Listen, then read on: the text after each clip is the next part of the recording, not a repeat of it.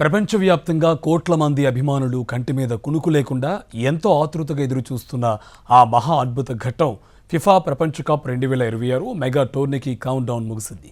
96 ఏళ్ల ఫిఫా సుదీర్ఘ చరిత్రలోనే మునిపెన్నడూ లేని విధంగా ఈసారి సరికొత్త రికార్డులతో మన ముందు వచ్చింది. కేవలం ఒక దేశం కాదు, రెండు కాదు, ఏకంగా 3 అగ్ర దేశాలు అమెరికా, కెనడా మరియు మెక్సికో సంయుక్తంగా ఈ ప్రతిష్టాత్మక టోర్నీకి ఆతిథ్యమిస్తున్నాయి. ఈసారి వరల్డ్ కప్ ఎందుకంత స్పెషల్? ఎందుకంటే హిస్టరీలోనే మొదటిసారిగా ఈ టోర్నీలో ఏకంగా 48 జట్లు తలపడబోతున్నాయి. అవును, మీరు విన్నది నిజమే. మరింతమంది ఆటగాళ్లు, మరిన్ని మ్యాచ్లు, అంతకు మించిన అసలైన పూనకాలు తెప్పించే వినోదం ఈసారి గ్యారంటీ.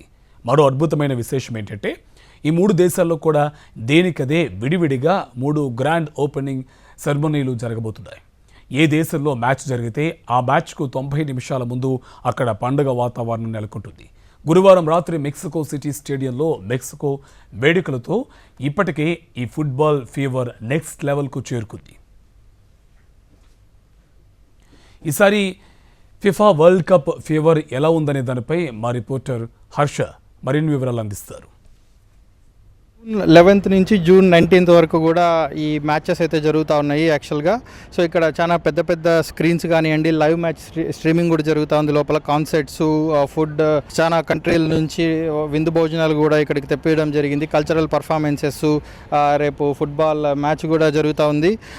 అయితే ఇది టొరంటోకి చాలా హ్యూజ్ మ్యాచ్ అని కూడా లోకల్ పీపుల్ చెప్తా ఉన్నారు. ఎందుకనంటే ఇది first men's FIFA World Cup match ever played in Canada యాక్చువల్గా.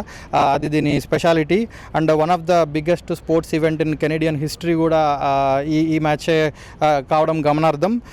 అండ్ ఈ మ్యాచ్కి అయితే ఖచ్చితంగా జనాలు అయితే, టూరిస్టులు అయితే ప్రపంచంలో నలుమూలల నుంచి కూడా ఇక్కడికి వచ్చే పరిస్థితి అయితే కనపడతా ఉంది.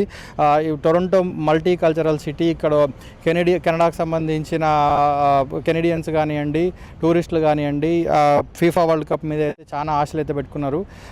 అయితే రేపు మ్యాచ్కి సంబంధించి టీటీసీ కానివ్వండి, గో ట్రాన్సిట్ కానివ్వండి, వారి ఏర్పాట్లు అయితే కూడా ముమ్మరంగా చేసి ఎటువంటి అంతరాయం కూడా కాకుండా ఉండేదానికి చాలా ప్రోత్సాహం అయితే చూపుతా ఉన్నారు.